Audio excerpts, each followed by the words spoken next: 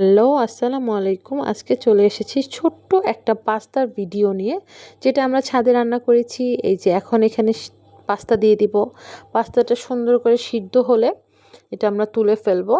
তুলে দেন সেম কড়াইটার মধ্যে তেল দিয়ে আমরা চিকেনটাকে ভেজে নিব। এখানে যে চিকেনটা ইউজ হবে ওই চিকেনটা ভেজে হালকা ভাজা হলে এটার মধ্যে লবণ দিয়ে দিব। লবণ দিয়ে আরেকটু ভালো করে ভাজতে হবে।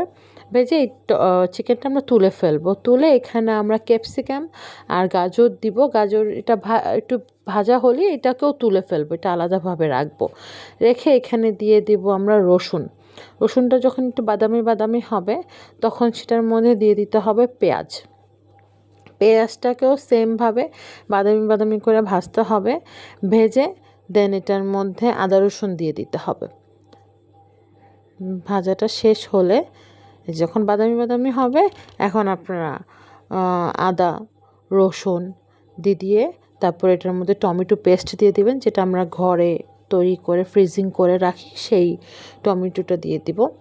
কাটা টমেটোর থেকে এই ফ্রিজিং করা টমেটোটা পাস্তাতে দিলে টেস্ট বেশি হয় আর মজাও লাগে। তারপর একটু পানি দিয়ে আমরা এখানে ম্যাগি, তারপরে পাস্তার মধ্যে যে মশলাটা থাকে সেই মশলাটা এটা আমরা দিয়ে দেব। দিয়ে সুন্দর করে মিক্স করে দেন ওটা তুলে ফেলবো। তুলে এখানে আটা আর পানি দিব। দিয়ে হালকা একটু মেল্ট হওয়ার পরে সামান্য তেল দিয়ে দিব, যেন এটা ভালো করে মেল্ট করা হয়। এটা একটা ক্রিমের কাজ করবে। আটাটা দিলে একটা ক্রিমের কাজ করে। দেখেন ক্রিমের মতো হয়ে গেল। দেন গোলমরিচের গুঁড়া দিয়ে দিব আর চিকেনটা দিয়ে দেব। সুন্দর করে এইটা হালকা একটু ভুনা করে দেন ওইটার যে কারিটা বানিয়েছিলাম সেই কারিটা দিয়ে দিব। সুন্দর করে দুইটা একসাথে মিক্স করে নিব। সুন্দর করে মিক্স করে এটার মধ্যে দিয়ে দিব গুঁড়া দুধ। গুঁড়া দুধ দিলে কিন্তু অনেক টেস্ট বাড়ে, আপনারা হয়তো বা জানেন। যাই হোক, গুঁড়া দুধ দিয়ে তারপর আমরা দিয়ে দেব চিজ। এটা হলো মোজারেলা চিজ। আমরা সবসময় মোজারেলা চিজটা খাই আর পছন্দ করি, সেহেতু সবসময় মোজারেলা চিজ দেওয়া হয়। এই যেখানে দেখেন আমরা অনেকগুলা দিয়েছি, মানে লাস্টে পুরাটা দিয়ে দেওয়া হয়েছে, যে না পুরা দেওয়ার পরে সেই সিদ্ধ করা পাস্তাটা আমরা এখানে দিয়ে দিব। সুন্দর করে দিয়ে এটা মিক্স করে দিব যেন ভালো করে মিক্স হয়। আপনারা একদিন এভাবে খেয়ে দেখেন, খুব ভালো লাগবে।